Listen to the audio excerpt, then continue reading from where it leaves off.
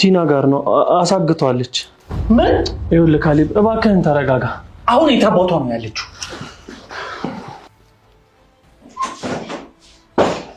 ምን አፈጠሽ ታይኛለሽ? ይሄ በጭ አለቃሽ ሰውዬው እንዳያስገድለው ተከታዩ። ወይ ዳንኤል ኤደን እዚህ ቤት መምጣት አትችልም? አንተ ቆይ በጣም አላበዛውም እንዴ?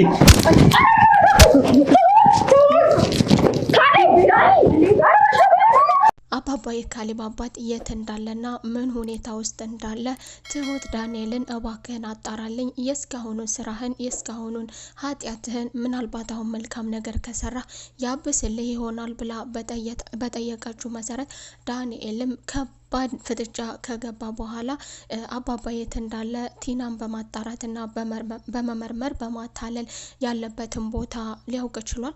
ታዲያ ዳንኤልም ቦታውን እንዳወቀ ለትሁት ይነግራታል። ታዲያ እኔ ይህንን ነገር ያወቅኩት በቀላል አይደለም፣ ከባድ ነገርና ብዙ መስዋዕትነት እከፍያለሁ። ምክንያቱም እሷ በአሁኑ ሰዓት የምታደርገውን ነገር በተለይም ደግሞ እንደዚህ አይነት ከባድ ወንጀል ስትሰራ አታሳውቀኝም። ምክንያቱም እኔ ብዙ ጊዜ አይሆንም ተይ ስለምላት፣ ስለዚህ ህይወቴ አደጋ ውስጥ እንደሆነ ማወቅ አለብሽ።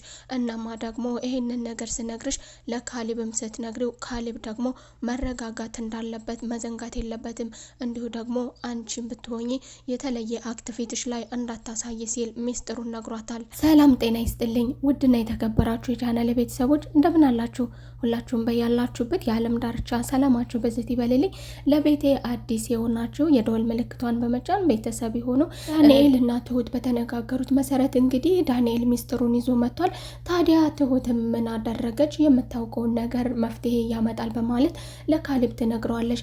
ካሌብም ይህንን ነገር በአንድ ላይ እንወያይበት፣ ይህንን ችግር አንድ ላይ ተነጋግረን እንፍታው ከማለት ይልቅ አሁንም አጉል ድንፋታ ይሄንን ነገር አብራችሁ ነው ያደረጋችሁት አለቅህም ሲል በማለት ድንፍት ብሏል። ታዲያ መረጋጋት ያቃተው ካሌብም ደግሞ ተነስቶ አሁን ቲና ያለችበት ቦታ ድረስ መሄድ እፈልጋለሁ፣ እሷን እገላታለሁ በማለት አስደንግጧቸዋል። ዳንኤልም አየሽ አይደለ ምን አይነት ችግር ውስጥ እንደከተችኝ። በነገራችን ላይ የካሌብ እንደዚህ መደንፋት ለአባዬ ችግር ነው፣ ስለዚህ መረጋጋት እንዳለበትና አንድ ላይ ተነጋግረን አባዬን ማስፈታት ይኖርብናል፣ ስለዚህ እንደምንም አረጋጊው ብሏት ትሁቴ ተከትላ ካሌብን እንዲረጋጋና አባትህን ህይወቱን መታደግ ከፈለግ አባትህን በህይወት ማግኘት ከፈለግ በዚህ ሁኔታ ውስጥ አይደለም አባትህን የምታገኘው። ያንተ እንደዚህ መደንፋት አባትህን ደግሞ ምናልባት ህይወቱን ሊቋጨው ይችላል። በኋላ ከረፈደ ብናለቅስና ብንደርስለት ዋጋ የለውም። እባክህን ተረጋጋ፣ የሚነግሩህን ነገር አዳምጥ ብላለች። ትሁቴም ካሌብ በሚያደርጋቸው ነገሮች አባቱን ወደ ችግር ውስጥ የከተተው በማይሆን ነገር ባለመስማቱና አጉል መናገር በሌለበትና መደንፋት በሌለበት ሰዓት እየደነፋ ሚስጥሩም እንዲወጣ በማድረግ አባቱን ለዚህ ደረጃ አድርሶታል። አባቱን ወደ ችግር ውስጥ ከዚህ ቀደም ሳይማር አሁንም ደግሞ ችግሮችን በሙሉ በአይኑ እንኳን ተመልክቷቸው አሁንም በምን አይነት ብልሃት መራመድ እንዳለበት አያውቅም። ዳንኤል ለትሁት አንድ ነገር ስምምነት ገብቶላታል። ይኸውልሽ ትሁቴ፣ እኔ አባዬን ለማዳን በህይወት ለመመለስ ቃል እገባልሻለሁ፣ አንቺ ግን ደግሞ አንድ ነገር እንድታደርግልኝ እፈልጋለሁ። አንቺ ደግሞ የበኩልሽን ከኤደን ጋር እንድታስታርቂኝ ከኤደን ጋር እንድታስማምኝ እፈልጋለሁ ብሏታል። እሷም አንተም ይሄንን አድርግ እንጂ እኔም የቻልኩትን ሁሉ አደርጋለሁ ብላ ቃል ገብታለታለች። ኤዱም ይሄን ነገር ከሰማች በኋላ የአባባን መታገት እና መጥፋት ከሰማች በኋላ ወደ ቤት መታ ነበር። ታዲያ ካሌብን ለማረጋጋት እየሞከረች አይዞ ተረጋጋ እያለች እሱን እያረጋጋች ዳንኤል በወጣበት ቅጽበት ወደው ሲመለስ ከቤት ከአንድ ላይ ያገኛቸዋል። ኤደንንና ካሌብን አንድ ላይ ያገኛቸዋል። በዚህ የተናደደው ዳንኤልም ካሌብ ላይ ዘሎ ወጥቶበታል። ኤደንም ትሁትም በአንድ ላይ በመተባበር ካገላገሏቸው በኋላ ዳንኤልን ወደ ውጭ እንዲወጣ አድርገውታል። ዳንኤልም ምንም ነገር ላደርግ እችላለሁ፣ ነገር ግን በሚስቴ በኤደን አልደራደርም፣ ይህንን ነገር ያለው በተደጋጋሚ ምናልባት ላታውቀኝ ትችላለህ፣ በኤዱ ከመጣህብኝ ግን ምን አይነት አውሬ እንደሆንኩኝ አታውቅም ሲል ዳንኤል ካሌብ ላይ አፍጦበታል። ታዲያ ካሌብም ደግሞ አታፍርም እንዴ አንተ ሚስቴ የማለት መብት የለህም? አታፍርም እንዴ ይህንን ቃል ከኔ ፊት ስትናገር አታፍርም እንዴ በማለት ወጥቶበታል። ካሌብም ሚስጥሩን አውጥቶታል። አታፍርም እንዴ? እኔ እኮ በአይኔ በብረቱ ሚስቴን ስታማግጥ አይቻለሁ። አሁን ሚስቴ የምትለው ታዲያ በምን ሞራል ነው ሲልም እውነታውን ነግሮታል። በዚህም የተደናገጠው ዳንኤልም ደግሞ አንገቱን ከማቀርቀር ውጭ ምንም አማራጭ አልነበረው። ምክንያቱም የሰው ሚስት ሲያባልግ ስለነበረ አንገቱን ደፍቷል። ነገር ግን ምንም ነገር ቢፈጠር በመካከላቸው አባዬን ግን ከማዳን ወደኋላ አልልም፣ አባዬን ምንም ቢሆን ብሎ ለትሁት ቃል ገብቶላታል። ምንም ቢሆን እኔ ገዳይ አይደለሁም፣ ገዳይን እንዲሁም ደግሞ እንድትገል አልተባበራትም። ያው ከእሷ ጋር ችግር ውስጥ ገብቻለሁ፣ እሷም ብዬ ሳይሆን ለኤደን ብዬ ገንዘብ ስለፈለግኩ ከእሷ ጋር ትብብር አድርጋለሁ። ነገር ግን የአባዬን መሞት አልፈልግም። አሁንም ቃሌን አከብራለሁ። እናም ደግሞ እባክሽን ኤደን ከካሊብ እንድትርቅ አድርጊልኝ ሲል ትሁትን አናግሯታል ዳንኤል። ትሁትን በመካከላቸው ያለውን ክፍተት ለማረጋጋት ብትፈልግም ካሊብ ግን የሚረጋጋ አይደለም። ዳንኤልን አረጋግታ ወደ ውጭ ካስወጣች በኋላ ካሊብን ስታናገረው ካሊብ ግን አልለቀውም፣ አሁን በፖሊስ ይጠፈራታል፣ ለፖሊስ አሳውቃለሁ ሲልም ነገሮችን እንደሚያበላሽ ይነግራታል። ታዲያ ትሁቴ እንዴት ነው እንደዚህ ሆነን አባዬን ልናገኘው የምንችለው?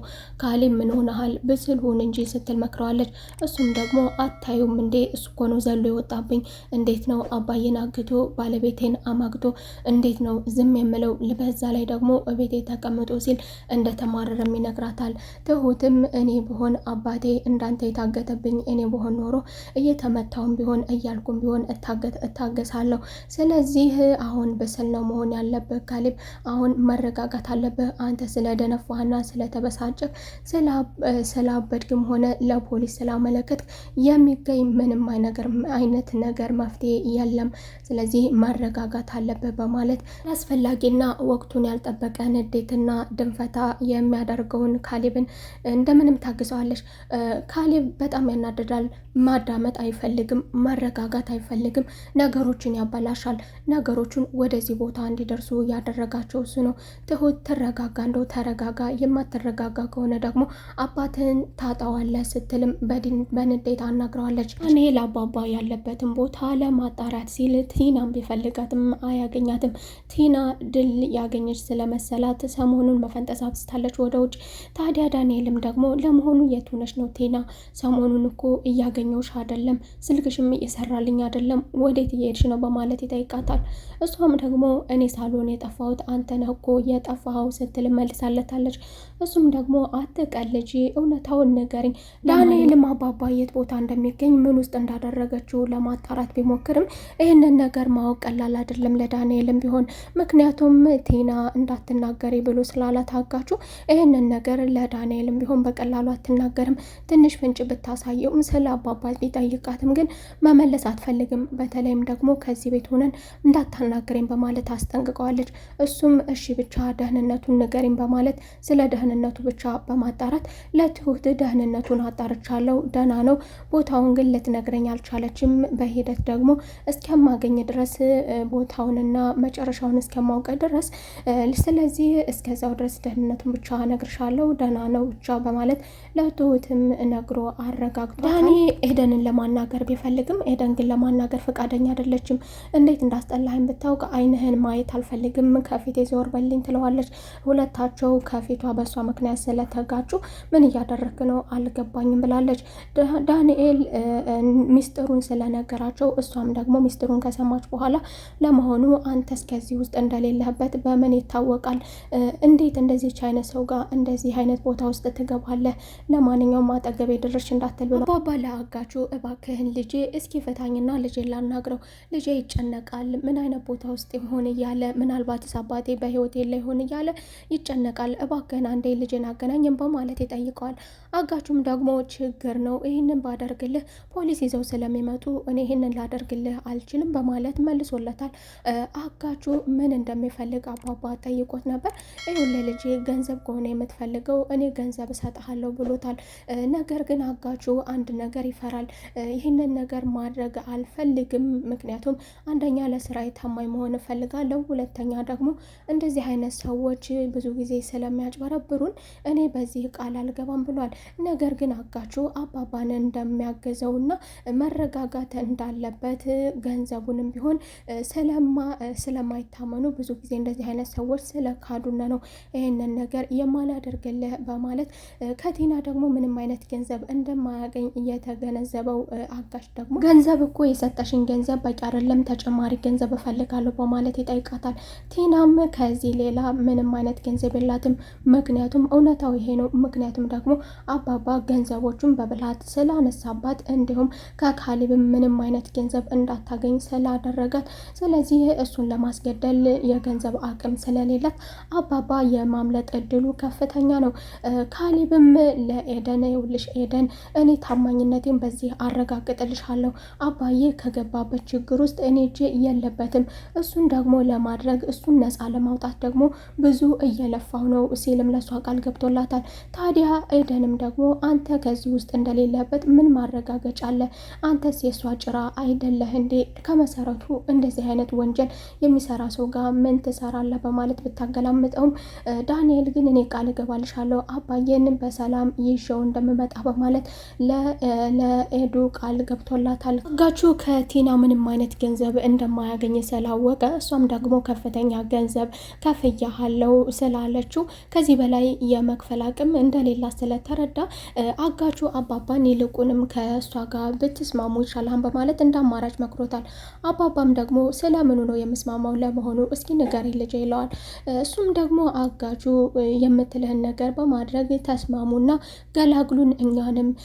እኔ ነፍሰ ገዳይ አይደለሁም፣ ነፍሰ ገዳይ መሆን አልፈልግም፣ ነገር ግን እናንተ በዚህ ተስማምታችሁ ቋጩልኝ በማለት አባባን ያናግረዋል። አባባ ደግሞ ስምምነቱ ምናልባት ልስማማ እችላለሁ፣ ስምምነቱ ግን ለሷ በመስጠት ከሆነ ከኔ 70 ሳንቲም አታገኝም፣ እውነታው ይሄ ነው፣ ለሷ ከምሰጣት ለአንተ ብሰጥህ ይሻለኛል በማለት በድጋሚ ኦፈር አድርጎላታል። በቀጣይ ክፍል ተመልሰን እስከምንገናኝ መልካም ቆይታ።